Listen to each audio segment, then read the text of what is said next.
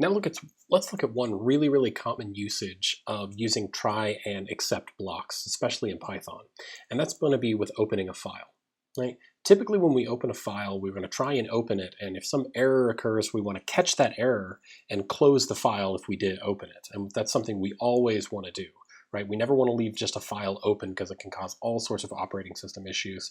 If that file just left open and it's dangling, it's something we really want to avoid basically at all costs. So the way that we usually typically do that when we're doing it from code is we'll write code that does something like this, where we have a try and we say, okay, file equals open, and then some file, whatever the name of it might be, and we say data equals file.read. That would be how we could use this in Python. We get a handle to the file, and then we can call file.read to just read all of the content that's in that and store it into data. Now, one error might be, it could be an IO error. That could happen if that file did not exist. And if that happens, well, we could print out, well, we couldn't read the file and print some details from it. Otherwise, we could print like, oh, this was read successfully and the contents are data. So that's what happens if it's successful.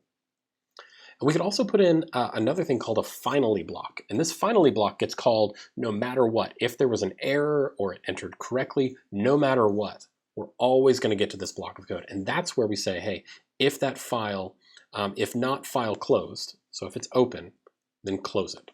We'll always do that. But it turns out this is such a common way of accessing a file that we can actually use object-oriented programming to get rid of all the syntax that's around this and provide something a little more readable, a little more intuitive. And that's where we get the Python with statement. With is a special type of statement that essentially allows you to put everything in a very common kind of try-catch block and see what happens. So essentially, the open class right here, it returns a class, which is a file pointer. It's a pointer to a file that you can perform things like read and write and all that to a file. So what I can do is I can say with open some file.txt as file, and it will try to call this line of code where it opens and returns a pointer to a file. Now, if that was successful, I'll go inside the with statement and I'll say, okay, data equals file.read, right? Which is basically what this open statement returned. It returned file. Data equals file.read. It was read successfully, and I'm going to print out the data. Just print it to the console, right?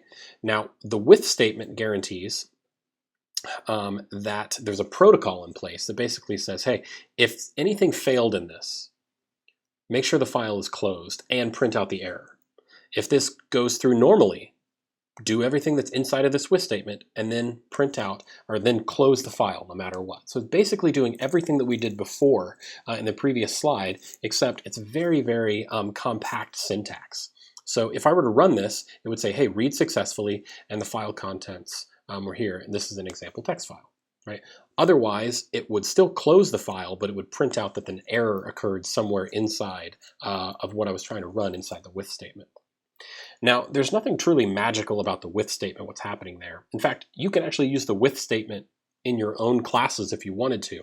You just have to define an enter and an exit protocol. So let me show you what I mean by that. If you wanted to write a class that you could use with, all you would have to do is define the functions underscore underscore enter underscore underscore and underscore underscore exit underscore underscore. Right, and the enter function is very easy. It's basically, you call the enter function whenever you're entering the with statement. Right there, nothing big about that, and it just returns self inside of this. Right, so if this were the open protocol, the enter returns the file pointer right here inside of this enter. Then there's an exit, which has inputs self, type, value, and traceback. So exit is going to get called when everything is done inside the with statement. It's also going to get called when there's an error that occurs. And so no matter what, you can put something that you want to happen inside of the exit statement. For the with statement, when I'm using the file open, the exit statement always makes sure that the file is closed. And if there was an error, it'll print it out. Actually, it'll re-raise the error so that I know what it was and help me debug it. Right? So if I define this with my body part function, all I'm going to do is some print statements so we can see what happens. I'm also going to define this thing called print self down here, where I say, hi, my name is, and I put self.name.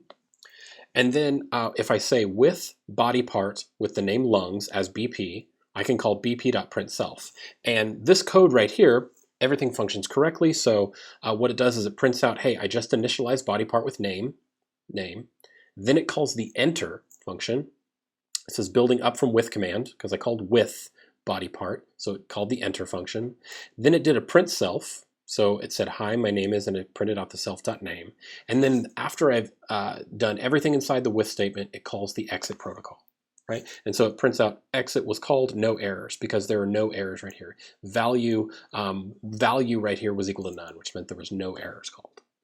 Now, let's say I uncomment this line of code right here, right? So that I actually raise a divide by 0 error. Well, now when I do everything there, exit is going to get called. However, value will have something inside of it. So if value is not none, I'll print out, hey, an error occurred, and I'll print out the value, right? And so what happens here is I try to call this line of code. I never actually get to this print statement because 5 divided by 0 causes an error, and I get a 0 division error on the traceback. So it goes from 1 to 2 directly into the exit statement, right? Now, let's use what we have about the with statement and using files and what we know about classes to really extend the what we're doing in terms of the calculator example. So specifically what we're going to do here is let's add some custom functions from a user file. And instead of assuming that every single function has 2 arguments that are in it, let's actually define some operations with our calculator that can be done with just a single argument inside of our evaluation stack.